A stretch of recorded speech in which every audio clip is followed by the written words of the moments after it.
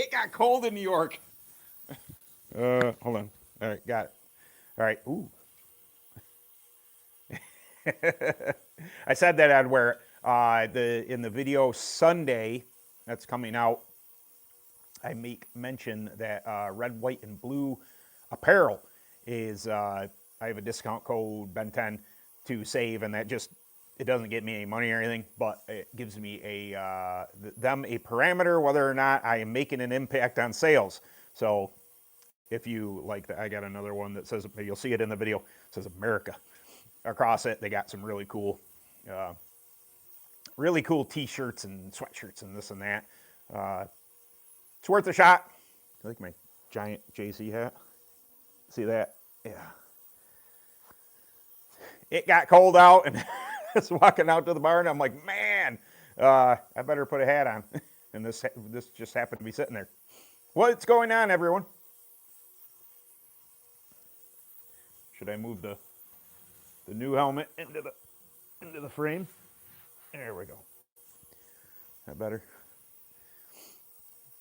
Hello. What's going on? Oh goodness. I love / hate this time of year in New York. It got cold in a hurry, like I said. Man, my beard's all out of sorts too. What's going on? I really like the new Kart. I didn't adjust on it much because I thought I had a good baseline after practice, which is awesome. And no secrets or anything like that. Maybe if I turn this around.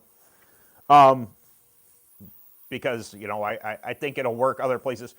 I would say that your setup, as with any chassis, is going to be different than up here. The numbers I put on mine, right out of the box, 63 cross, 57.5 left, and 46.5 nose. And it worked really well. Now, mind you, I had an 1.5 inch front and rear stagger. I tried more rear stagger because it was such a tight track, and that was where I got myself in trouble. I didn't have enough bite built into the tires to offset how loose that was going to make me going in. But yeah, Kart worked great. The tires are all that I really touched all day long, which is, take it or leave it. That's kind of fun.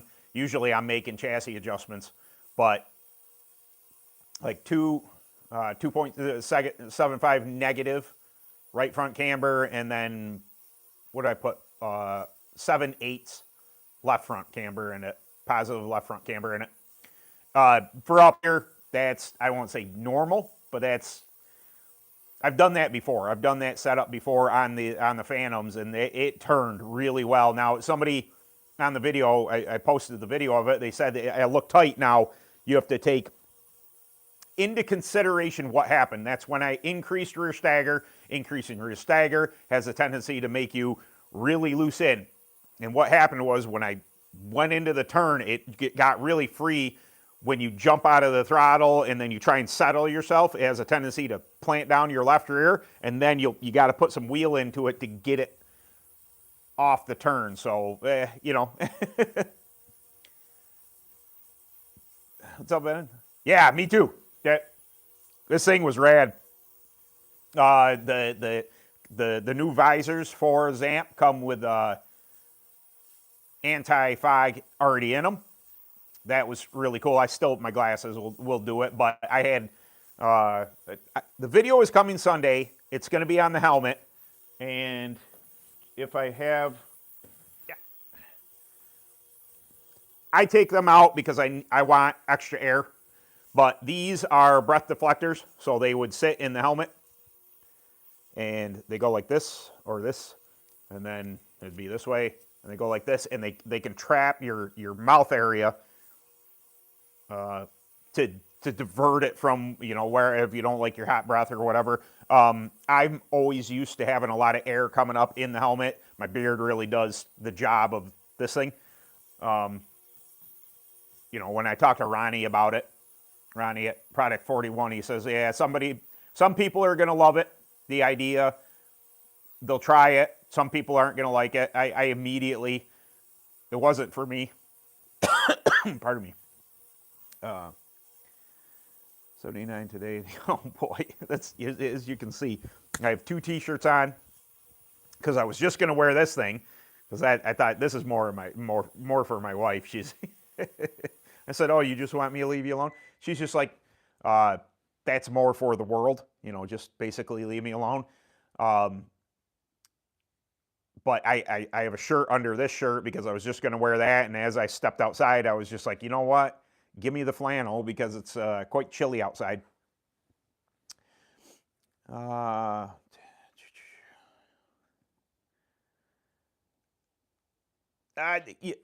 they ruined? No. Are they going to lose speed? Yes.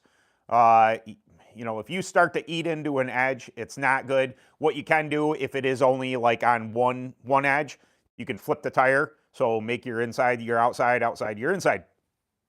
And you can get more longevity out of a tire. I mean, a lot of Maxxis guys do that anyway. Just, you know, when you're running on that inside edge, as that's where all the force goes. So when you lean into the corner, it balloons the inside of the tire, both right front and right rear, and has a tendency to wear out that edge. And once you lose the edge, you lose speed. And if that's where that happened, just flip the tire, and you can get more out of it. But yeah, that's, I don't say you ruined it. You're gonna be lax speed.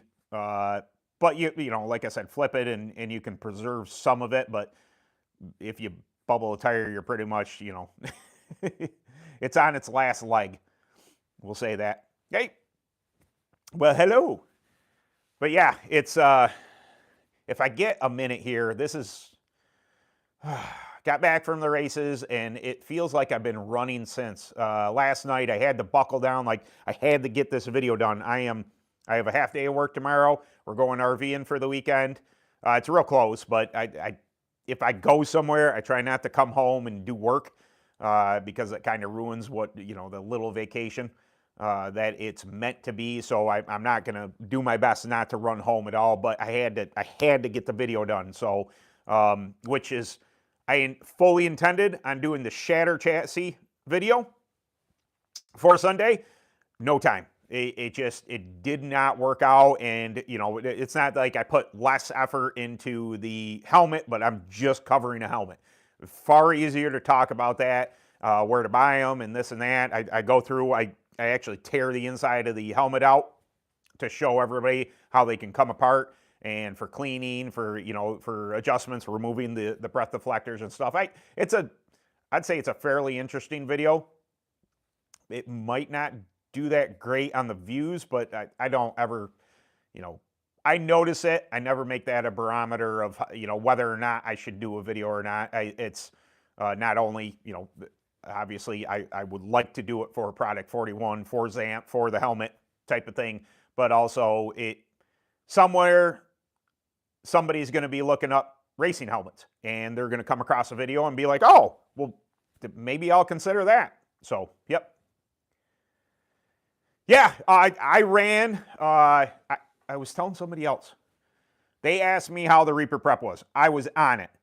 It was pretty decent in practice. But the track was just getting faster and required something way more aggressive. I can see obviously Chris Harris at Track Tech developed this for down south. You know, his home track is what is it? Oh shoot, I've been there before. It'll come to me.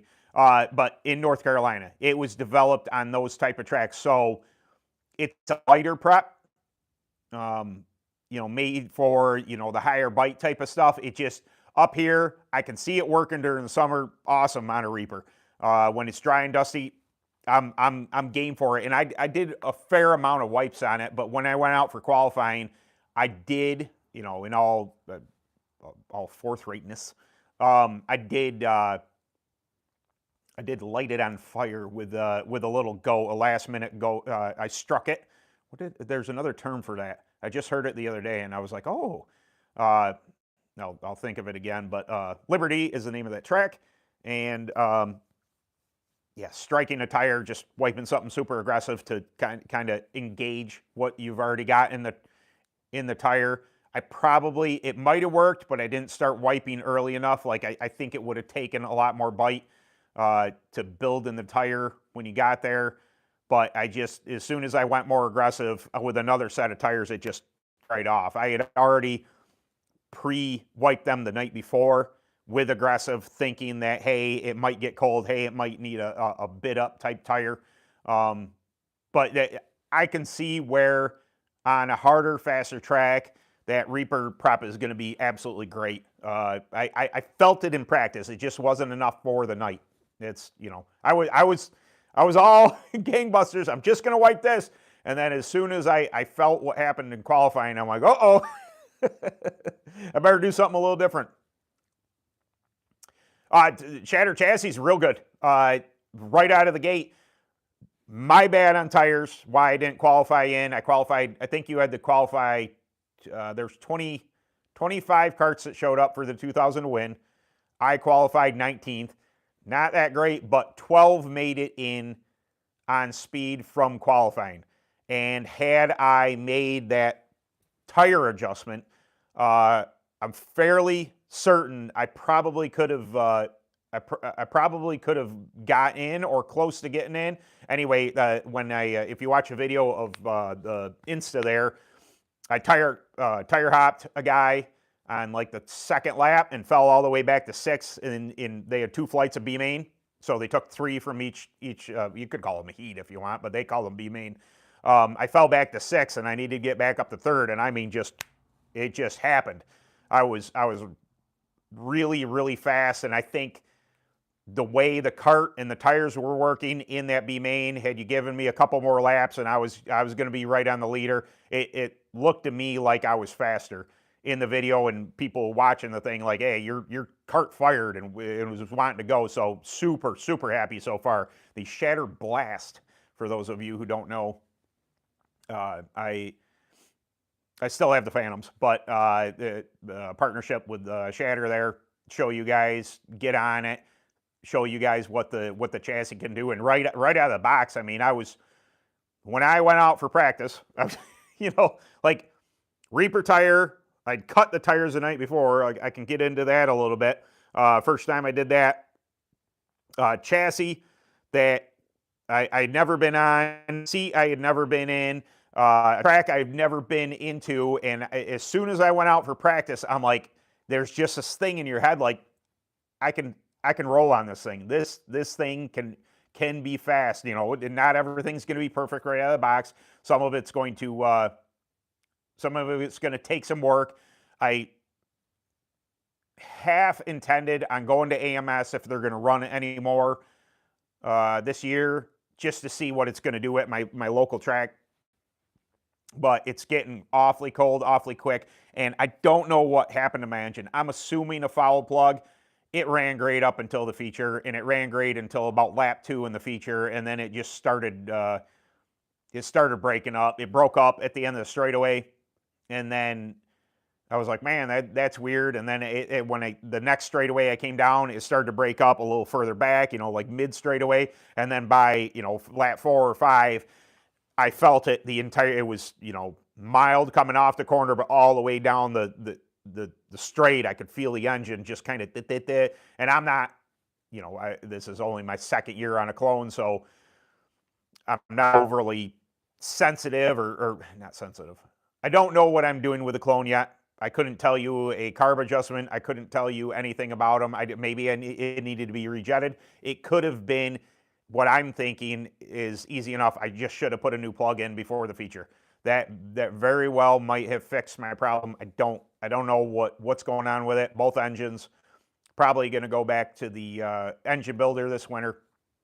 They don't have a lot of runs on them, so I don't think they need a rebuild. But maybe check out the springs.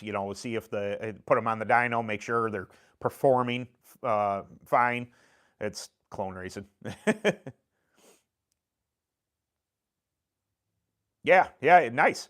Yeah, I know that a majority of the racers down south just know hard, fast, black type tracks, But us up north, like Bill, when we get on a softer track, some moisture in it, that's go time. That's our version of a fast track up north is soft and fast.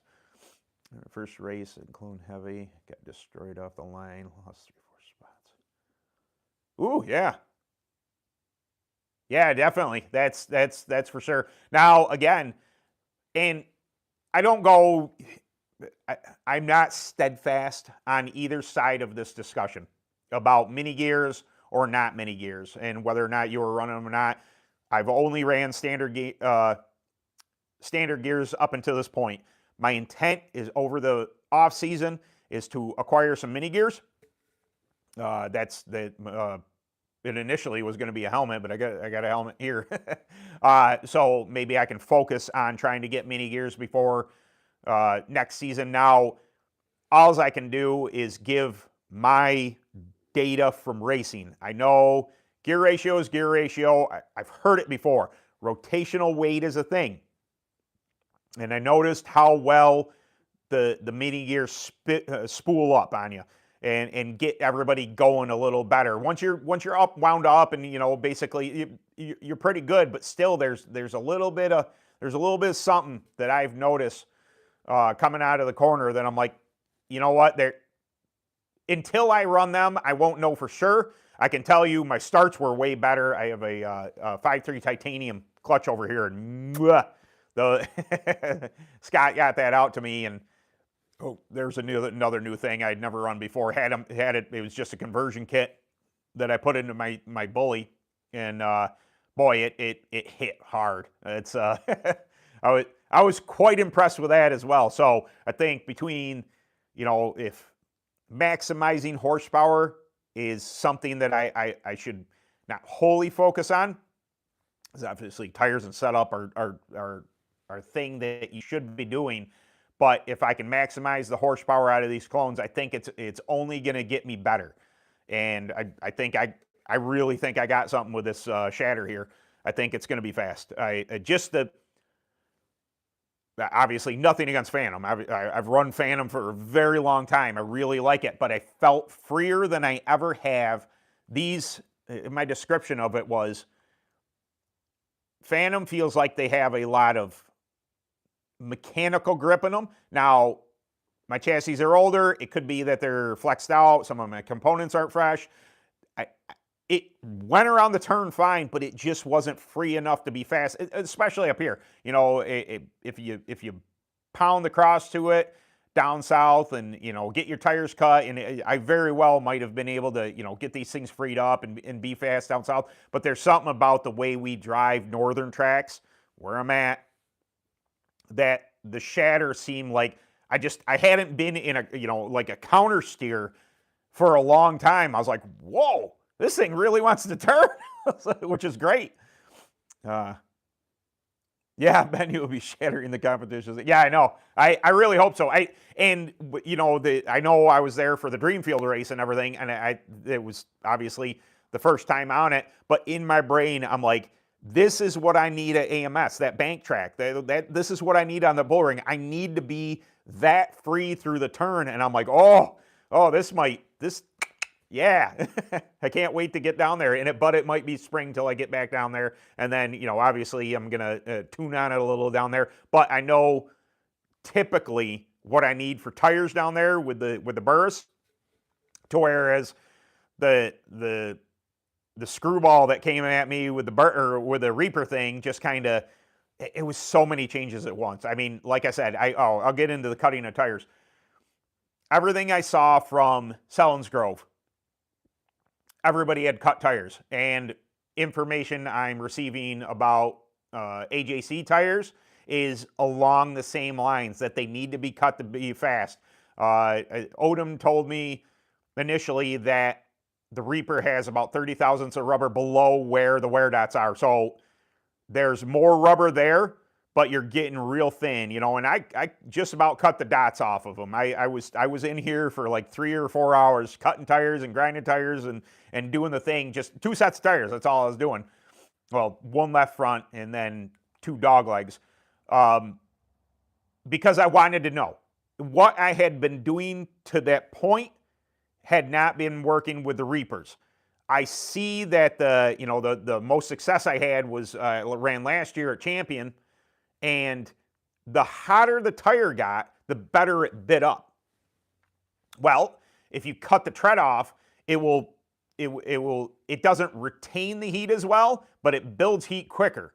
So you're kind of darned if you do, darned if you don't type of thing. Like you're gonna wear your tires out. Good thing they're a little cheaper than other brands, but it seemed to me like even though I cut most of the tread off, and when I got super aggressive on those tires, they really liked it. And I was like, all right, I'm getting a vision of what they need for what type of circumstance. I'm obviously no professional, but honestly, that they felt like a different tire when I cut them. Okay.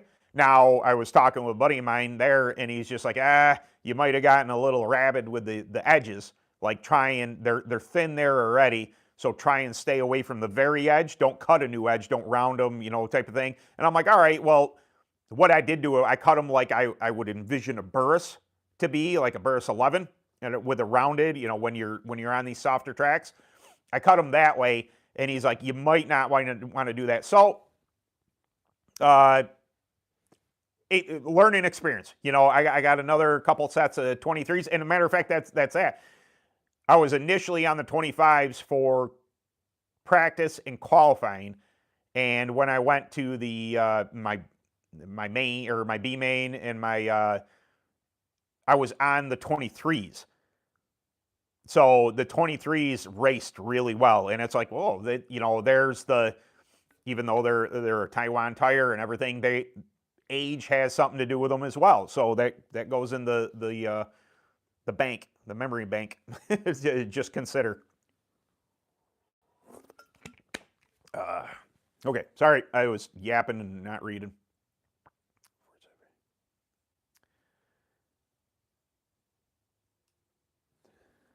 Love art. Yeah, I know. Titanium clutch. It definitely, I was texting Scott afterwards, and I said, man, something went wrong with the engine, just kind of bummed about that, but it was fun. And he says, how'd the clutch hit? And I said, hard. It was very, very good. That might be the track too. Wait. Sometimes I miss stuff or I'm not reading right. I'll turn my brightness up so I can. Going heavy. So yeah, 6,300 is very low on RPM unless you're running like that's high for a Predator, I think. Northeast.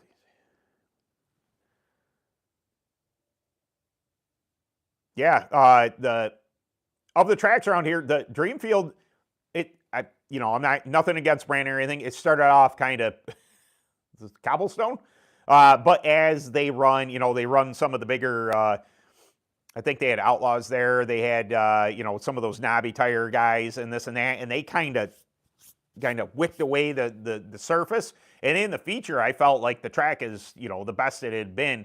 Definitely grippy.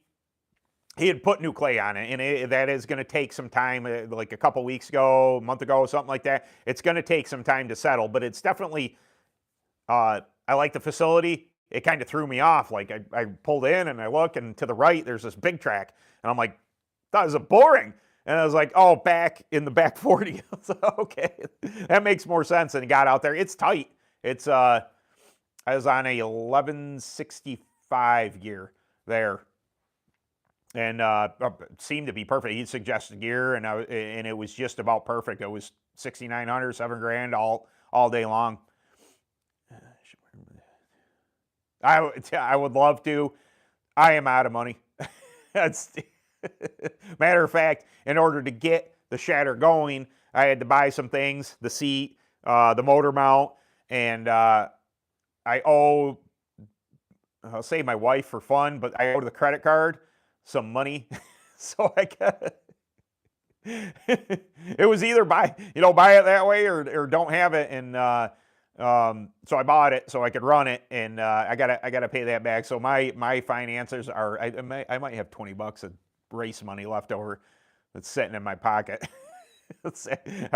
I really did a number on it this season. Towards the end of the season, well, I had a trip to Iowa, so yeah, that $450 in fuel. Yeah, I could have raced a lot locally had I not done that. But where's the fun in that? You go halfway across the country with your buddies. Do you know how they prep the track? Calcium? No calcium. I'm fairly certain no calcium. I think it was just water and newer clay. It's only muddy. I know. I could have a lot more habits. My youth was not great, and I could have fallen down that hole. I did the whole band thing, so lead singer of a band and everything that comes with that. It was definitely tracking in the wrong direction, and got my foot out of my butt, or put my foot in my own butt, whatever you want to say, and started tracking the right way. And I'm glad I did. So if you're going to have a major vice, I don't go to the bar, but once in a blue moon with some buddies, maybe shoot some pool, have a beer or two, nothing major. I don't really. It's funny in my little town, just like, oh, this road over here, this so and so, and I'm like, I legit, like, I go to work, which is like 4 blocks from me, and then I drive home for lunch, and then I come home, and that's it. That's RVing now. That's that expense, but adrenaline's the best drug on earth. I can confirm. Can confirm. I love it. Being at the track and all that. It's just sometimes the end of the season just went not so great for me with engine issues or clutch issues with that one, and then engine issues with that one. It happens. It's racing. You pay your money, you take your chances. Yeah, no, I'm fairly certain they don't use calcium there. It's just not. I heard that New York at one point in time had a block on using calcium, but I don't know that to be true. Somebody had just said that one time, and I was just like, oh, it makes sense. It's New York. We got laws against laws, and then laws if you disobey that law. So I was like, oh, that makes sense. And then I don't know that I ever looked into it. That may not even be a thing. But how much different is your tire program race day compared to night race? Usually just an aggressiveness of prep. Now, it depends on what tire you're on. If I'm on a Burris, and I would argue that unless the track is super wet and you have to run Burris, I wouldn't put goat or anything like that on them. Try and stay away from it. Something medium bite that because Burris absorb prep like no other tire, in my opinion. They just, something about the surface really, you can cause harm in a hurry if you're too aggressive with it. But if you bring into, I was super aggressive with the Reapers. I am super aggressive with the Vaggy Yellows. So nighttime racing, like that was. I think that, even though my Kart was slow due to the engine breaking up, the tires were starting to dig. Like, I think I made the correct call on tire. I don't think I was, in the realm of winning the thing, but I definitely, after my heat race, well, I'll call it a heat race now because after my heat race, I felt like I had something. I had hit on something with tires, and it was just aggressive. It was very aggressive. That video is eventually coming up too. It's going to be, even though this channel's sponsored by Track Tech, I may or may not have used something else that were in. I've used it a couple times, not a ton, but in these certain circumstances on soft dirt, I hit it with it and it worked. And I'm like, okay, let's, but yeah, that's going to be a video eventually.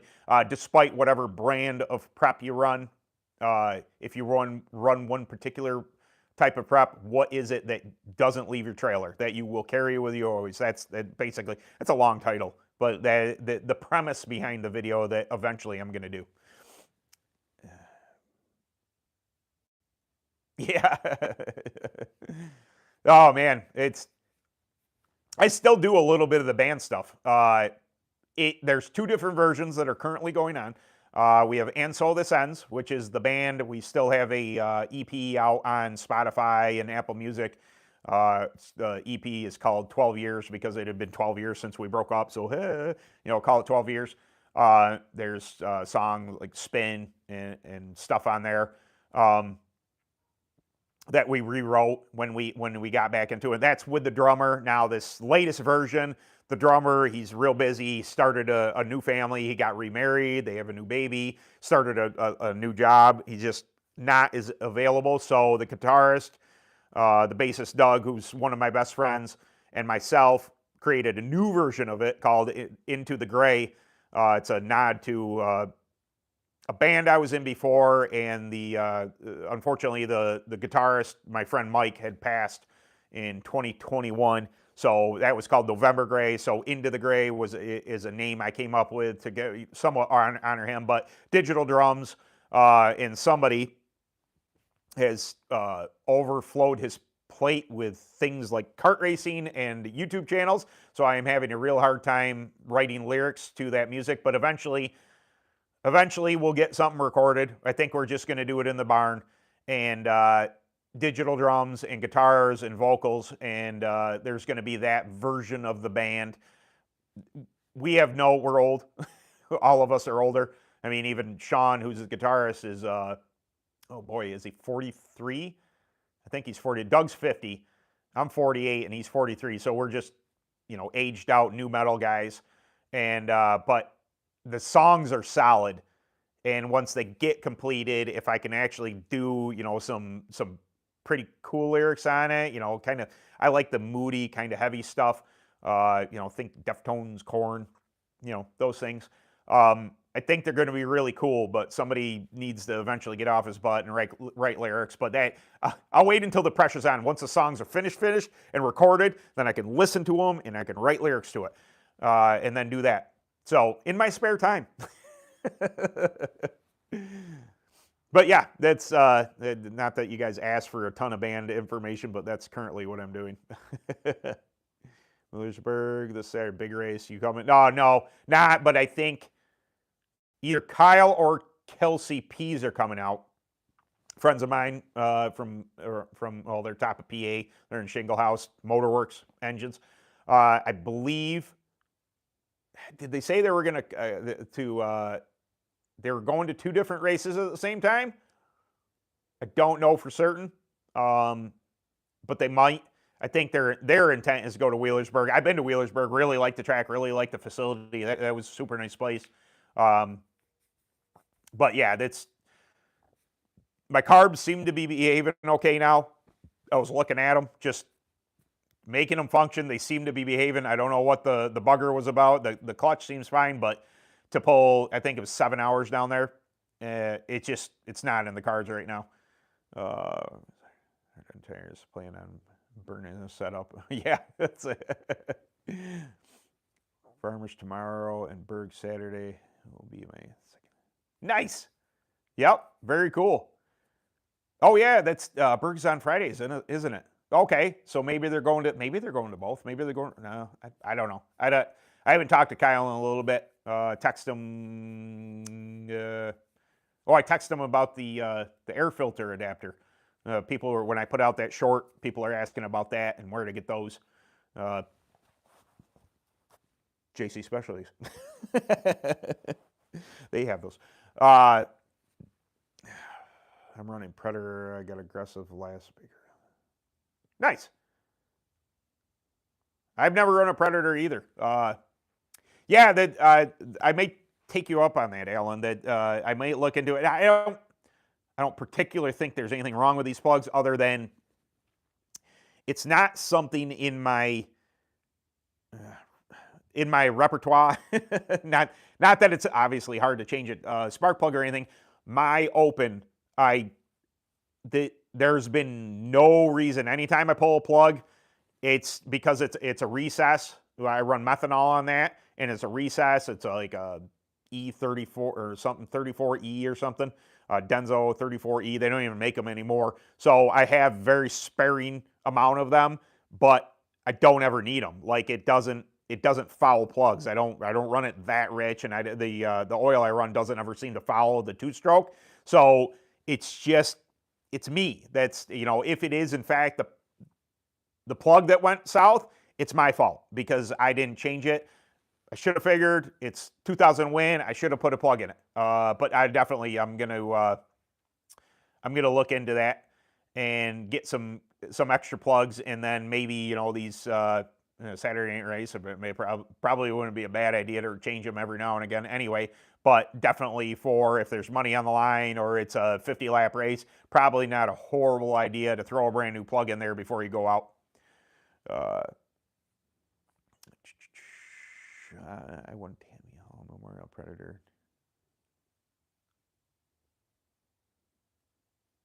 Nice, very cool. Well, congrats on winning that. That's awesome. And finishing second in 2025. That's great. When you're having a big U.S. race down here at the end of the month. Oh, is that the Southeast thing? Yeah. Doug asked me last night. We're playing Call of Duty, and he was just like, "You going down that?" I'm like, "I'm out of money, dude." I would love to. The way the engine behaved, the two-stroke behaved at Nationals, maybe it's just a lubrication thing with the carburetors. Okay, I can kind of figure that out. Just pay a little more attention to it. But I fret running it too much without going through the bottom end. I don't recall when that bottom end was redone. I would like to get, bottom rod end buried, probably rod. And then if I can get that stuff installed, it's just out of I can do a top end on a two-stroke, no problem. It's pretty easy, basic. I'm mechanically inclined, but the the crank takes pressing apart and this and that and having it in it. A buddy just mentioned another buddy that we used to race with, and he might do it for me. Yeah, I got to reach out to him and say, hey, can you rebuild my crank? Or, I'll take it apart and just send him the bottom end and get this thing done, and then I can put a piston in it. The piston, I think, is fairly new, but if you're going to redo the bottom end, the upper wrist pin bearing has got one race on it, so that should be good. If I put a piston in it, obviously new rings, and should be righteous for next year.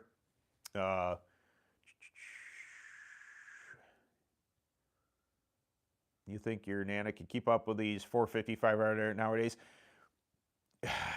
The 250, as it stands right now, probably not. Depends on track surface. They're monsters. They really are monsters. Now, what I had before, everything went south with this thing, the 270 or 300cc Bama with a power valve on it, absolutely. Absolutely. They got all that you want and more. As it's been proved time and time again, though, I think there was a 450 that ran second to, did he finish second? I think he finished second at the Nationals. There was a couple of them in the top 5, but Evan was lights out on a 150 two-stroke. So depending on surface, depending on all that, Evan C was smoking fast all day long. So was cousin. I think his cousin Simon. Both smoking fast on BRCs, and even the connoisseur. I can't say it. I can't ever remember how to say it. But I think you got to go up on CCs. The 250, it used to be enough, but it's track dependent. Like would I race the 250 on a really big track? Probably against a 450, probably. I think these things perform better, in my opinion, on a bigger track. Once you get into the pipe, the drive out of these two strokes is phenomenal, and it's about a quarter to 3/8 of the way down the straightaway. And when it gets on the pipe, they just make this into the next corner. I basically started racing on a huge track, so I know that feeling. I know what I'm looking for. Now the grunt of those big motors it's hard to, man, they're so torquey. When you get on a little track to where you not point and shoot, you can still roll pretty good. But when you just need that out of the corner, those big boys are hard to get along. alongside. I'm a motor bend. Wait, Bama. Oh yeah, Bama. Yeah. Yeah, the Bama 250 is what I run. Will they keep with them for? You know, yeah, it's circumstantial. I race them against them all the time, and the one, or let's say one of, not the one of the benefits to the two-stroke is how light we are on the right side tires. I spent a long time until he really got it figured out, but you know, I'm not giving him crap or anything, but when Kyle Pease initially got on his 450, I don't know if it was a 500, whatever it was, I basically would ride behind him waiting for him to burn up his right rear. And because they're so heavy that it just weighs that side down. Now, since then, they've gotten way more experience with them, and Kelsey has handed my butt numerous times on not only a Jawa, but you know, so 500cc, but a 250 CRF 250 4-stroke. I guess I didn't have to say 4-stroke after CRF, but that thing is light enough. She can make weight with it in UAS, and it is lightning quick. But she's beat me on both. So they got that figured out. They figured out how not to burn up the right rear on those. But it was, you know, way back when he first got them. It was my advantage was, you know, I was getting a little older, a little more patient, to whereas he's, you know, driving the snot out of that thing, and it was, even if he wasn't driving the snot out of it, it was so hard on the right rear that it just became a waiting game, and then I was right there. How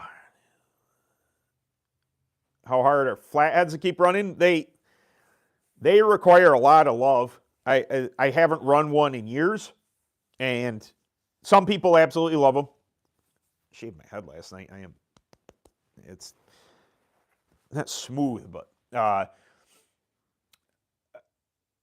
they're outdated. I'll say that. You know, obviously the Big O. You know, you have people that still build them. You have people that still into them, but they're, as I recall, they like to eat head gaskets. But that, I mean, I haven't run a flathead since, boy, 2004, somewhere in there. Yeah, I think probably 2004, 2003, 2000. No, yeah, it's 2004. No, yeah. Oh shoot, I don't remember. It was a while ago, but a long time. I know you got your people. There's Ryan Lewis, buddy of mine from this area, and he loves his flathead. And he, you know, any chance he gets to get those things out, goodness gracious, he does. And you know, he tries to get people out, and some people still have them. It's just, I think if you go back to Four Takes and Fuel,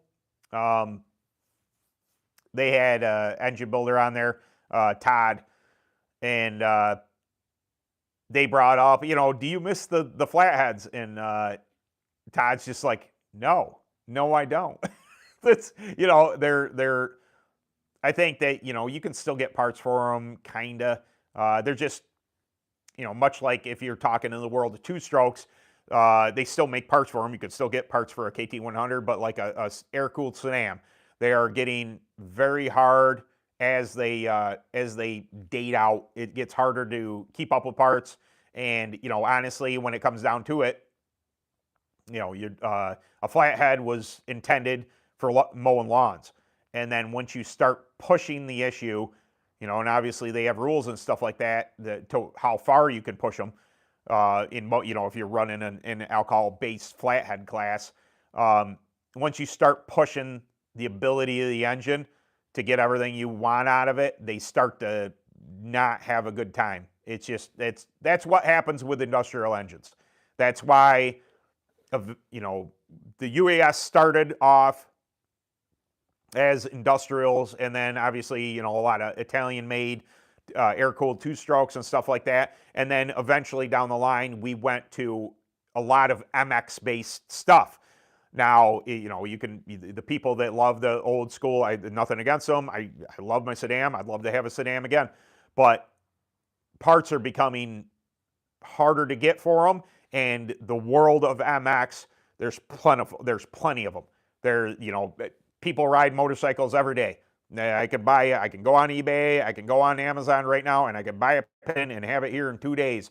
To whereas with a sedan, I know this is, aside from the flathead, it's the same concept that, now you got to check the bore, you got to, hey, this is, you have to have it honed, blah, blah, blah. These things are, usually all nickel-sealed. So you put the same piston in it, the same size piston, the same rings every single time. You just want to freshen it up, or something goes wrong, in case hopefully you didn't hurt the nickel. So I don't know is the first answer, because it's been so long since I've been into it, but my perception of everything that I've read, heard talked about is that there's just not enough of them out there to warrant, maybe in your area, maybe there's still some, but to warrant a lot, they're not going to make production parts for them anymore because they're so old. Just my opinion on it.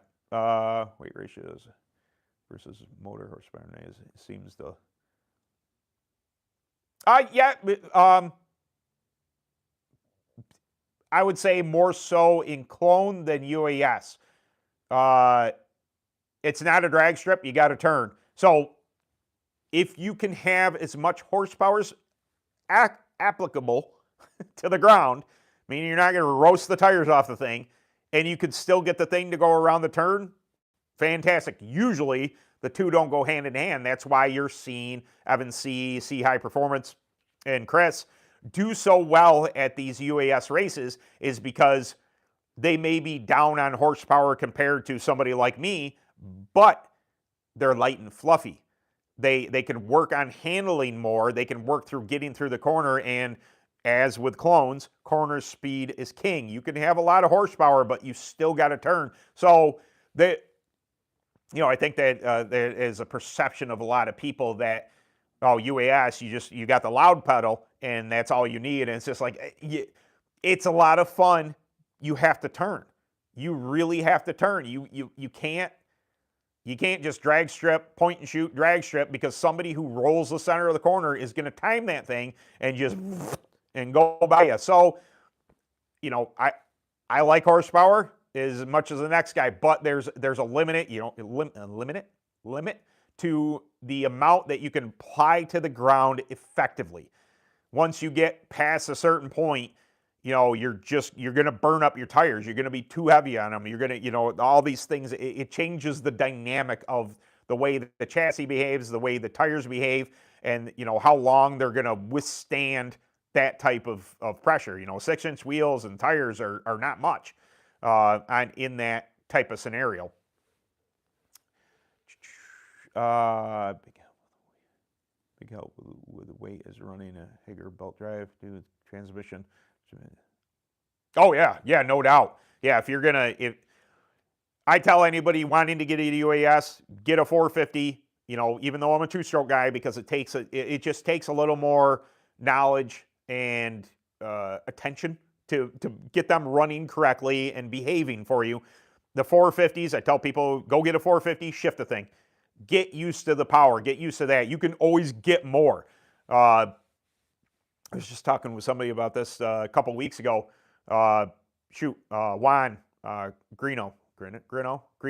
think it's Greeno, about that you can always get more, and get used to what you have. And then if you get a CRF 450, then absolutely you get a Hager conversion kit, and you turn that into a jack shaft system, and that rids yourself at 22 pounds. It makes that right side so much better that now you can play with other stuff. You can get, you can stroke the thing, you can run high compression piston. Obviously, head and port work, I believe, is more detrimental than both of those things. If you get that engine to flow, and the application of power to the ground is key. And as somebody explained to my buddy Bobby years ago, because he's a big 4-stroke guy, he says you can get more power out of stroking it. You can get more usable power out of boring it. So the concept was that a stroked engine is light switchy. Like you can get tons of horsepower. I would equate it to on the two-stroke, if I shorten my flex, I can get way more horsepower out of that engine right there if I shorten my flex way up, but it becomes a light switch.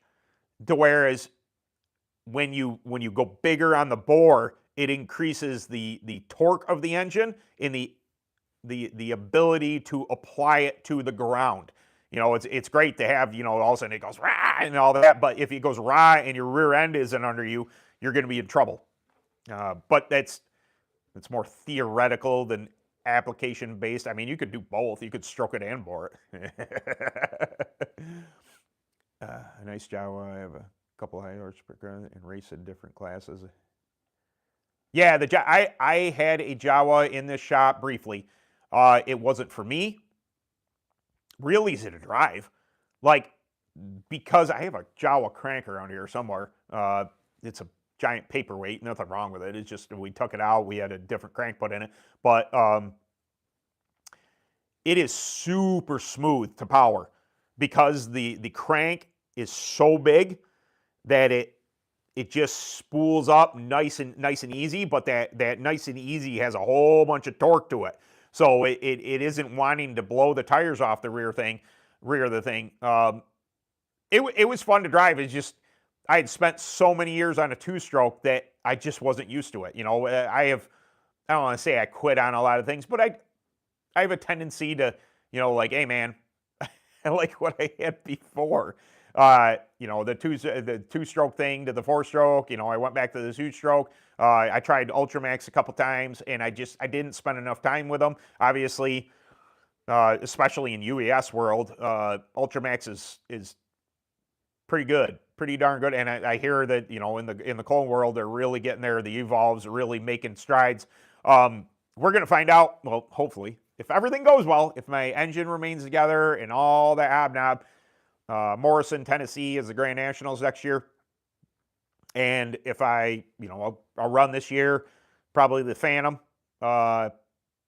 you know, get some points, quarter points there. And then when it comes time for the Grand Nationals, more than likely that is going on that. And I'm going to have to figure out Nerf bars and all that stuff and fuel tank because of where there's going to be some issues with where everything is. One thing I saw at the Grand Nationals was people using their fuel tank on the left side. Now, I don't disagree with it, but your ballast changes throughout the run.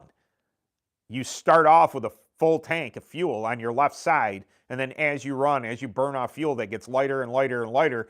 I'm not sure loading the right side tires more. Maybe it's, you know, it could possibly work on some tracks, but then you have to factor in the equation of, you know, is that what I want to do? Is that correct? But fitting this big tank on that cart might be challenging unless I cut off I don't want to cut a new chassis again. I've done that a couple times. That really brings tears to my eyes when I have to cut off a brake master cylinder. And then I'd have to transfer over brakes. There's a lot of work. It's a lot of work to make one thing another thing.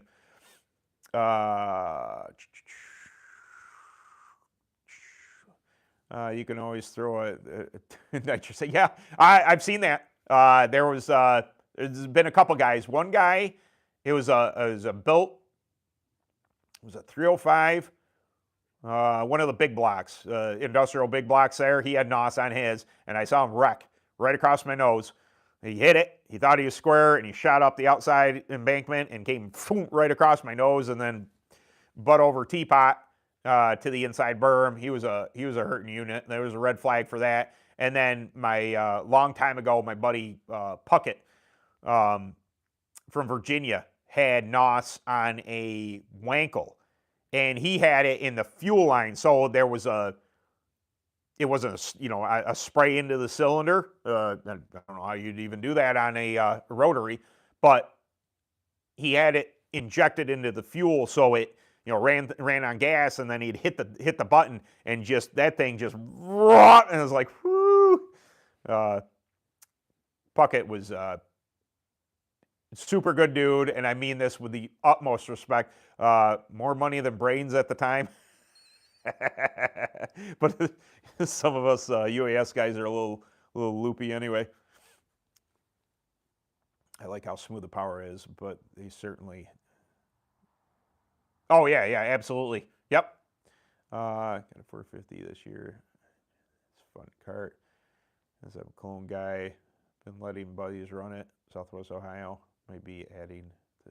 Nice, very cool, dude. Ohio's rocking with the UAS and run what you rung stuff. They really, when I was administrator, and I'm not saying it was all me, but when I was an administrator, probably my fourth or fifth year in, third to fifth, we had a super turnout in New York. We our big track here that's closed now. We started 24 in there on that track, and then as many as possible on AMS. We always had a stout amount of UAS karts, and it's since gone downhill. But it looks like Ohio's just picked up the torch, and you're like, hey, we got this, man.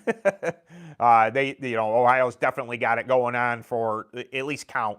There's a whole bunch of 450s there, like a lot of them, and I can see why. Like initially, the guy who I believe first jack shaft a 450 was Westerfeld. I believe that's the case. I believe he is the first person to ever do it on a 450. Since it's been, obviously cases have been cut. You've had jack shaft systems created. Obviously, the Heger drive. I never did ask him if it's Heger or Hedger. I think it's Heger. But since then, there's been innovations to that. But I believe Justin Westerfeld was the very first person ever to make a conversion on a Honda, and he was fast for a lot of years, man. Super dude too. Yes, Westerfeld. Yep. Oh, sweet waffle. Yeah, I always wanted one. But then they weighed them out like it didn't make any sense to the horsepower. Years and years ago, this is going back quite a while. But Stephen Gleason, he actually works at 2311 Racing. Now he was working at the time for Red Bull Racing. He was a car chief for that team. Real good buddies with a bunch of people I know, John Gardy and all sorts of Chris C. Real good buddy with them. But he had called up and he says the Wankel was a problem in UAS because it was starting to dominate, much like the BRC is now. And the BRC was in its inception, but Steven had called me. He says, hey, what would you do? Would you build from the ground up 150cc or would you go 250? And we had this big, long discussion. And I was like, man, I would go 250. Now, I'm not saying that's where, he had already been thinking about it. So I was just kind of confirmation bias. I said, the 250 is going to make more horsepower than the Wankel is.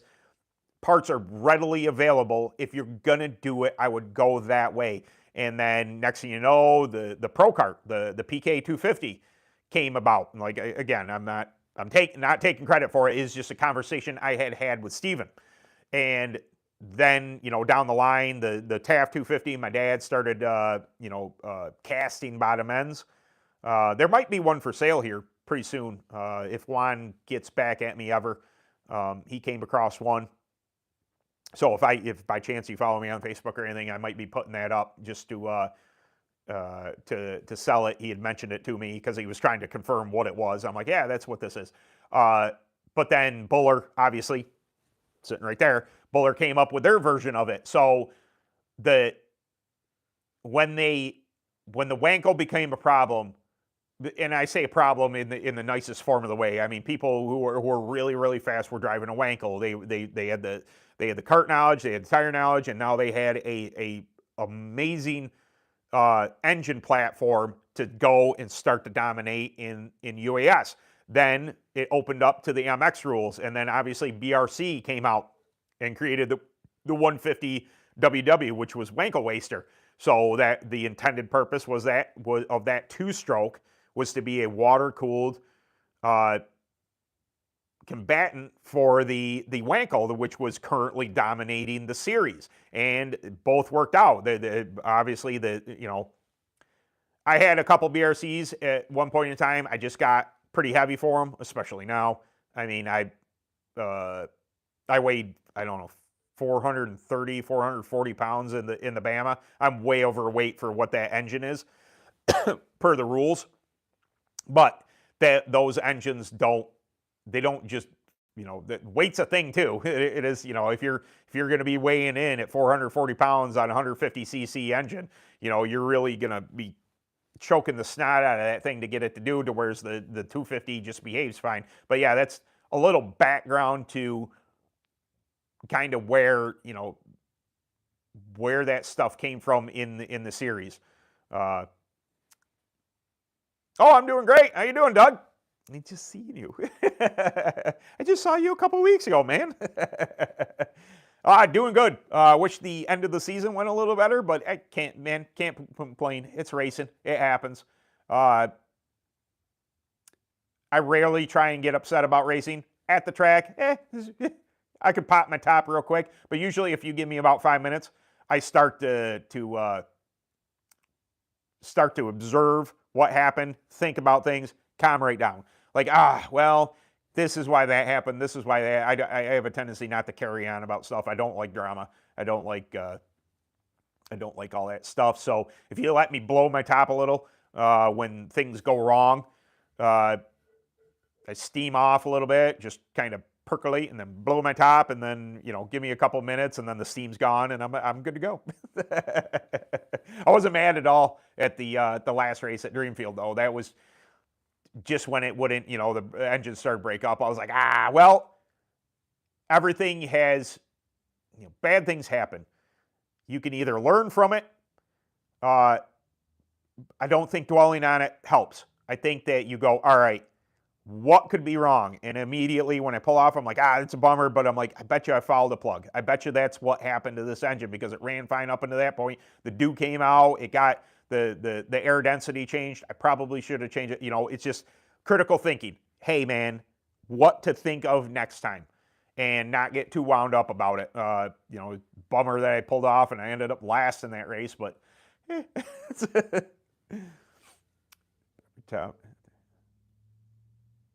yeah, I know. I tell you what, though, I don't know, however, if any of you at all ever exercise, I noticed a huge change this year. I always struggled with getting into race shape years and years, and it just exhausted like the first half of the season until you got into it. But since I had been exercising, since I only do an hour a day, 5 days a week, but I go to the YMCA and I pick up heavy things, and it really improved my race shape. I still get tired, don't get me wrong. I'll huff and puff when it came off, but at no point at any time during this season, like at all, did I feel like I fell out of the seat, which is wonderful. So, when you're this age, when you're pushing 50, it's a good idea to be in a little better shape if you can help it. But then again, it's not always the answer. My buddy Ron, we were talking about it at my Jordal and Sean Piquet were there, and they're talking about the anomaly that is Ron O'Neill. Ron he works hard at his job. He's a heavy smoker, but man, can that dude wheel a cart. He really can. That is the epitome of old man grit. It's busy machining in the shop. Yeah. Yep, that's exactly. I have confirmation. You can hear me lose my crap a little bit.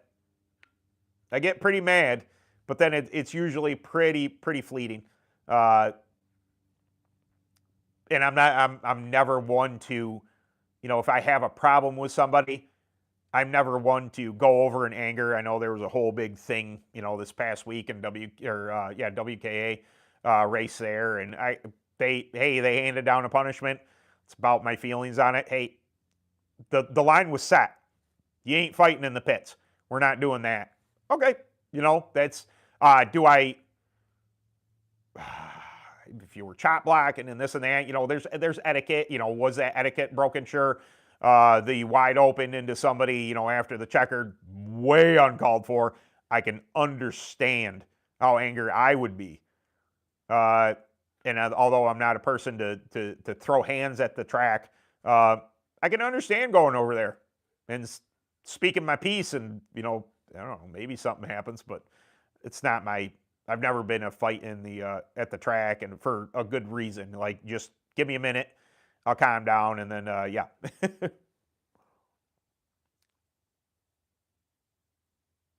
Oh yeah, absolutely. It absolutely. Yeah. Bigger past experience. Two strokes are way more susceptible to that. There was a super muggy hot day at Paradise Speedway. Now, not a brag, but I'm proud of what I did.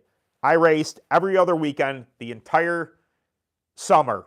I didn't do any UAS racing, maybe at the end of the year or something like that, but I ran every other weekend, give my wife a weekend, go racing the next weekend. I ran 10 races at Paradise Speedway in Geneva, and about midway through, I hadn't lost a feature. It was just fast. And I love KT100. I think it was wonderful. It was heavy. You could feel how heavy the air was. Set my carbs, good, go out there, we go, and I get blown by. I mean, I was like, well, there goes that. Not going to win this one. So as somebody spun out, hit the wall, something like that, as we're running around, I start playing with the needles. Well, the low speed, I shut all the way off, and it almost stalled. And I quickly opened it back up. I reset my carb settings on the fly, under caution, started last. Unbeknownst to me, my temp lead had broke off the engine. I had no idea how hot that engine got, but I tell you what, I made it lean, and it was mean, man.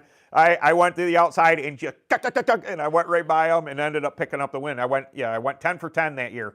I don't know if it's not a flex, but basically most of my memories from Paradise Speedway before it closed were running KT100 and the battles we had running KT100, and I won the very last KT100 race at that track. And just kind of something to a little bit of memory to lock in there. I had so much fun learning the sport, learning two strokes, learning everything I did, what to do, not to do, stop putting people into the mud, blocking this and that, getting run over, all sorts of stuff when I was, younger. And then to kind of all come to a close with a last win, it forever be in my memory banks of, just a good thing. I hope someday it opens back up and, then somebody can take that from me, but it's okay, I did a new kart build. We pulled every piece of tubing. Nice. Started Monday after nationals. Raced at the following Saturday. That's great. Love it. Yeah. I've always loved in general, because I work on cars and stuff like that, fabrication stuff like that. It just intrigues me. I'm no machinist. I'm no tubing bender. I'm a fair welder, but I also weld tin. When you got to weld on cars, it's tin. It's pretty porous stuff. It doesn't like to be welded, especially the metals they're using now, the thinness of them and all that stuff. I can lay up. I don't even see a fair weld. I can weld, and it always intrigued me. Like, oh man, what would it be like to build my own? And then I need another hobby. Like, I need a hole in the head. So I'll let the people like you and Gil and Matt Kaler do all my welding for the stuff that I want done. I want to learn welding. Jesus. Oh yeah, I'm sure. I'm self-taught. Just MIG. Nothing crazy. I taught myself. Basically, put the ground on, start playing with feed and heat, and then figure out the sound you're looking for, the puddle you're looking for. Just nothing crazy. What is it? Is it oxygen argon mix? I think it's like 75% and 25% or something like that. Just standard Lincoln, I think we have a Lincoln 140C or something like that at work. Just standard welding, nothing crazy. I'm not gonna, I ain't rolling up any dimes anytime soon. I've been begging my boss for like 10 years to get it because everything's go aluminum. My truck is aluminum. I got a 2017 F-150, and I've been begging him to get a TIG. And he's like, you don't even know how to run a TIG. I was just like, I didn't know how to run a MIG either. And I learned myself that. Give me some time. And then he's just like, he looks at me, he's just, you just want to TIG it works so you can weld kart parts. And I was like, no, not me. I would never. He knows my play. I'm going to server race to the 270 Open Nationals.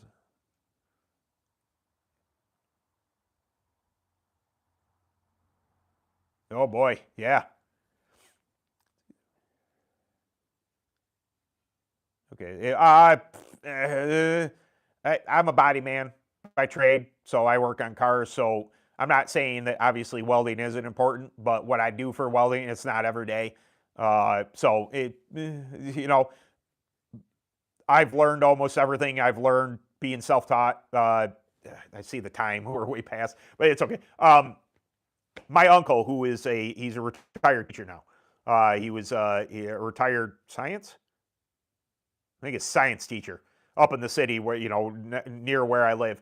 And he came into the barn and he saw the setup, he saw the studio, everything I have set up behind me and everything. And my dad was here and everything. And we're just looking over the cart and I was talking about it. And my Uncle Ron, he was just like, well, where'd you get your education from this? And I'm like, life. And he's just like, you haven't had anything, to anybody teach you this. I said, you learn by watching. I'm being taught by people that I talk to. I'm learning by people, that I see them doing things. I learn by experimenting myself and learning those things. So,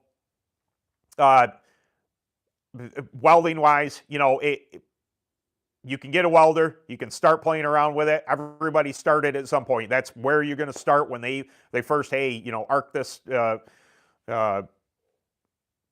Arc this and see what happens. I've run a 220 before, very briefly, but there's an art to it. It's just patience. It's time. Take your time, learn it. But yeah.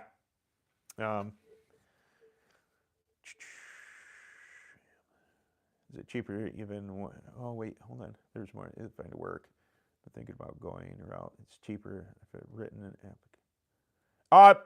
There are apprenticeships. I will say this real quick, that my drummer, back into the band thing, his daughter has kind of piddled around, worked at Arby's and this and that, just doing dumb stuff. And then Matt's brother is a welder by trade.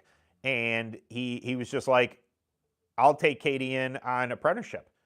And we had a picture of it. She started her first day. Hey, you're gonna follow along. We're gonna pay you, whatever amount to grind this or do that, but to sit back and observe. So, welding schools may be expensive, but if you're actually looking for that as a job, I might be looking into, if it's possible to do an apprenticeship somewhere. Or, if you make a friend and they do that, it's there's ways around it. I think the trades are really.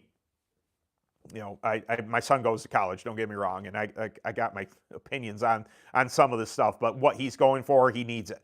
But I think that, people, you can be at your desk, you can do this and that, you can be a financial blah, blah, blah, but when it comes down to brass tacks, you need people to make stuff.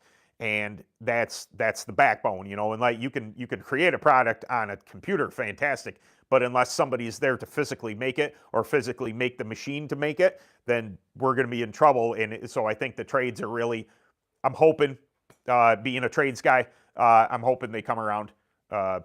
Just my opinion on that. Being self-taught, no, zero. The only certifications I've ever had are iCar classes and some ASE testing, which is funny because I passed the ASE test for electrical, and electrician I am not, but I understand the concept and the basics of it. and that was okay, you know. The field, yeah. Apprentice is priceless. Yeah, absolutely. I think so. Tend to frown upon non-certified and educated experience. Yeah, absolutely. There's years ago when Pennsylvania was doing a lot of oil work, they were paying their drivers to run the oil tankers out of there, like obscene money, money that I couldn't dream about making in my neck of the woods. Doing what I'm doing anyway. It's not that I don't make good money, but it's a very small town. Western New York is. I've explained this before that I make a good living for where I live. And I have friends all over the place, and they're talking about their $300,000, $400,000, $500,000 houses, and they're like, "How much is what's your square footage?" And I'm like, it's like 2,200 square feet." They're like, "Whoa, that's huge." I'm like, "Okay." They're like, "What'd you pay for it?" I'm like, "I don't know, $69,000," and they just had a cow. And it's just like it's the area. It's if you're living in Jersey, if you're living in Arizona, if you're living close to the city, the prices are exponentially higher. So the money you take in, the money you make, it is equivalent. If you spend more, you make more. Or you make more, you spend more. It's all cyclical. Is that the word I'm looking for? But yeah, I probably should get off here. I got to run down to the store. I promised my wife I was going to go down and get some milk. And I cannot tell a lie. I will get some cookies as well, because this house has been sans cookies. Black cookies all week long, and it's a bummer. What's going on, man? Well, you're popping in right at the end, man. By the way, clutch, fantastic. Alan Cooper's on here, and I mentioned the clutch, and he says they're awesome. The titanium clutches are where it's at, and I was quite surprised. I guess I hit the gas, and I was expecting what I had been feeling. Not that what the bully I had before wasn't bad by any stretch of the imagination, but man, I hit it. I was like, "Woo, good job, Scott." Yeah, that thing was righteous. Yeah, obviously, there's going to be stuff to come with that, but yeah, I rather enjoyed that. I wish the feature had gone better. I think I had a really fast kart, but racing happens, man. Engines do stuff. It is what it is. Yep. If we knew, oh yeah, if we knew what was going to go wrong, we'd fix it before it happens. But it's just not the case in racing. That stuff happens, and you just gotta go. Well, maybe next time. I hadn't had a problem with those. It had to have been a plug. I just, in my brain, it's a plug. It was. I'd been running it all year, and I definitely should have been changing it. But again, I don't change my two-stroke one. It didn't even occur to me to change it. So yeah, that's. But yeah, I got to get off here. I got to go run to the store for the missus and all that stuff. But thank you very much, guys, for coming by, hanging out with me. It's been a blast. I always love these chin whacks on Thursday nights. Go get you some 5.3 titanium stuff, and also red, white, and blue apparel. I said I was going to rock their shirt on a live stream, so basically, just leave me alone. Sunday's video is going to be on the. I got it. Everybody come out. The Product 41 Zamp Snell 2025 helmet.